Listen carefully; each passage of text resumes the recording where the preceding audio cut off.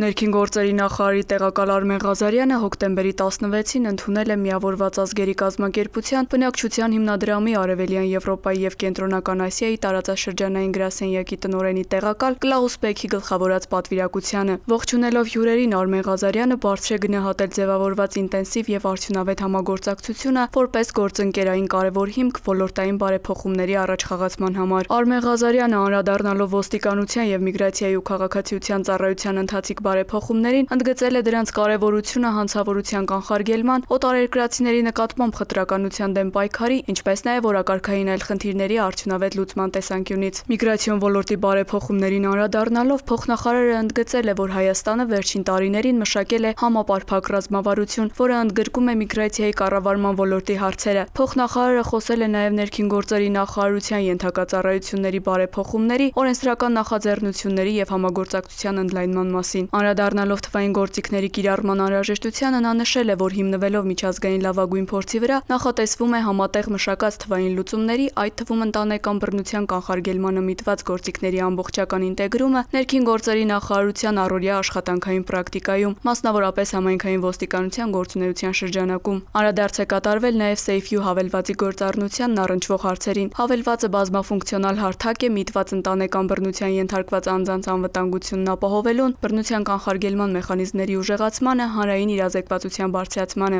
Կլաուս Բեքը բարձր է գնահատել ներքին գործերի նախարարության համակարգմամբ իրականացվող աշխատանքներն ու այդ նախաձեռնությունները համակարգային ու կայուն դարձնելու ուղղությամբ ներդրված ջանքերը։ Կարևորելով ծրագրերի համապարփակ իրականացումն ու մշտապես նոր գաղափարների ներդրումը, նա պատրաստակամություն է հայտնել շարունակելու արդյունավետ համագործակցությունը։ Քննարկվել են նաև ներքին գործերի նախարարության և ենթակա ծառայությունների աշխատակիցների կարողությունների ու հմտությունների զարգացմանը միտված վերապատրաստումների, ինչպես նաև փոխադարձ հետաքրքրություն ներկայացնող այլ հարցեր։ Երկուստեք պայմանավորվածություն է ձեռք բերվել ընդլայնել արդյունավետ համագործակցությունը։ Հոկտեմբերի 13-ից 20-ը մայրաքաղաքում իրականացված ծառայության ընթացքում Երևանի պարեկները հայտնաբերել են ճանապարհային երթևեկության կանոնների 5676 խախտում, պահպանվող հատուկ տարածք տեղափոխելով 206 ավտոմեքենա։ Մասնավորապես հայտնաբերվել է ոչ սթափ 179 վարորդ, առանց վարորդական իրավունքի վկայականի 217 անձ։ Հայտնաբերվել է հաշվառման համարնիշի հետ կապված 41, կեղծ հաշվառման համարնիշով երթևեկող 1, կեղծ հաշվառման վկայականով երթևեկող 2, չամրակապված վարելու 1168, առանց մանկական նստատեղի քարսիթի 14, վարելու ընթացքում ծխելու 682, վարելիս հեռախոսից օգտվելու 429, հետիոտնի որ սահմանված վայրով անցնելու 206 և 1919 այլ իրավախախտում, 159 մեքենա շահագործվել է առանց ապա պայմանագրի, 226-ը տեխնիկական զննություն չանցած, 81-ը լուսարձակների անսարքությամբ, 77-ը թաղանթապատված դիմապակիով և կողային ապակիներով։ Բացի այդ, տարբեր կասկածանքներով ձերբակալվել ու համայնքային ոստիկանության բաժիններ է տարվել 81 անձ։ Նույն ժամանակահատվածում մարզերում պարեկները հայտնաբերել են ճանապարհային երթևեկության կանոնների 15512 խախտում, պահպանվող հատուկ տարածքներ տեղափոխելով 291 տրանսպորտային միջոց։ Հայտնաբերվել է ոչ սթափ 180 վարորդ, առանց վարորդական իրավունքի վկայականի 539, կեղծ վարորդական իրավունքի վկայականով երթևեկող 2, կեղծ հաշվառման վկայականով երթևեկող 4 անձ։ Հայտնաբերվել է նաև հաշվառման համարնիշի հետ կապված 63, շամրակապված վարելու 4351, առանց մանկական նստատեղի քարսիթի 200, վարելու ընթացքում ծխելու 484, վարելիս հեռախոսից օգտվելու 720, հետիոտնին որ սահմանված վայրով անցնելու 91, արագության գերազանցման 2448 և 3859 այլ իրավախախտում, 428 մեքենա շահագործվել է առանց ապա պայմանագրի, 988 տեխնիկական զննություն չանցած, 892-ը լուսարձակների անսարքությամբ, այդ թվում 43 բեռնատար, 195-ը թաղանթապատված դիմապակիով և կողային ապակիներով։ Բացի այդ, տարբեր կասկածանքներով ձերբակալվել ու համայնքային ոստիկանության տարածքային բաժիններ է տարվել 76 անձ։ Համայնքային ոստիկանության գործունեության հիմքում բնակչության հետ ակտիվ համագործակցությունն է։ Համայնքային ոստիկանությունն ունի 57 տարածքային բաժին, 12-ը Երևանում, 45-ը մարզերում։ Յուրաքանչյուր բաժնի կողմից սպասարկվող վարչական տարածքն իր հերթին բաժանված է մինչև 7500 բնակչություն ունեցող տեղամասերի։ Համայնքային ոստիկանության գործառույթներն են ոչ մեծ և միջին ծանրության հանցագործությունների բացահայտումը, ընտանեկան բռնության, ինչպես նաև անչափահասների կողմից կատարվող հանցագործությունների և իրավախախտումների կանխումը։ Համայնքային ոստիկանության գործունեության հիմնական սկզբունքներն են սպասարկվող տարածքի առանձնահատկությունների իմացությունը, բնակիչների խնդիրների իմացությունը, կարիքների գնահատումը և դրանց արձագանքումը, բնակիչների համախմբումը, հանրային անվտանգության մակարդակի բարձրացման շուրջ։ Հասարակական կարգն ու անվտանգությունը ապահովելու, հանցագործություններն ու իրավախախտումները կանխելու գործում բնակչության ներուժի օգտագործումը, հանրային պատասխանատվություն ու վերահսկողությունը եւ գործունեության թափանցիկությունը։ Ոստիկանության հանդեպ համայնքի վստահությունը կարևոր նախադրյալ է արդյունավետ համագործակցության եւ իրավակարգի կայունության համար։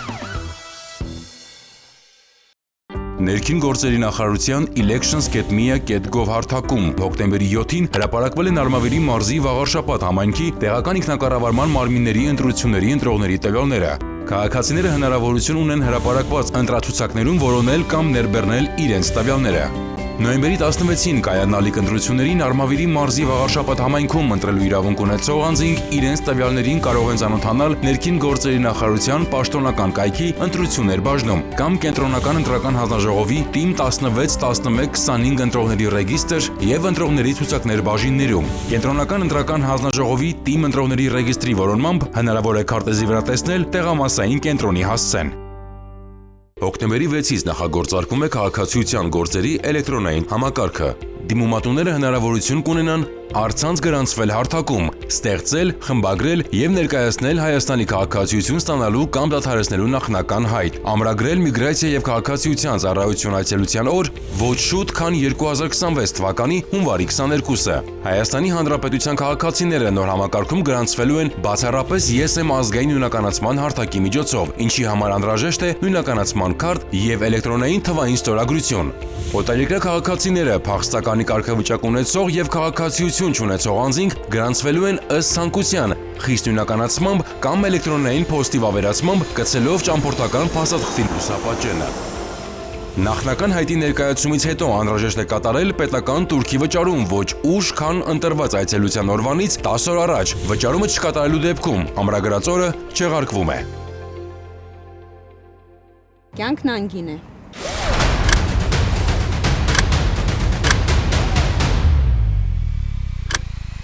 Ամրագոտին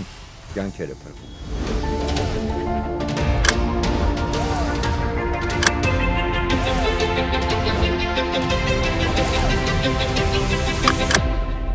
Ամրագոտին կյանքեր է փրկում։ Ամրակապվիր։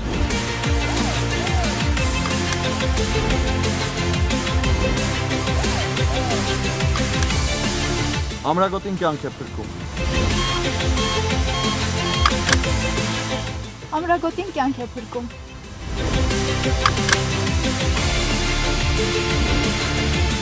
Ամրագոտին կյանք է փրկում։ Ամրագոտին Կյանք է փրկում։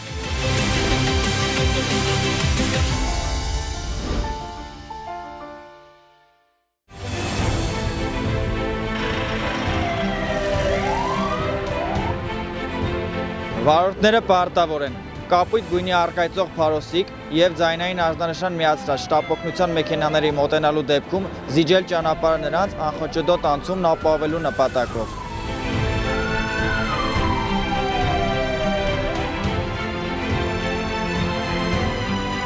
Ճանապարհը չզիջելը առաջացնում է տուգանքի նշանակում նվազագույն աշխատավարձի 20 ապատիկի չափով 20,000 դրամ։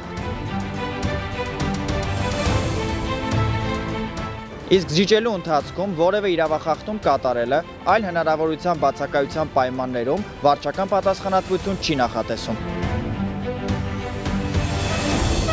Զիջիր ճանապարհը, րոպեն կարող է կյանք արժենալ։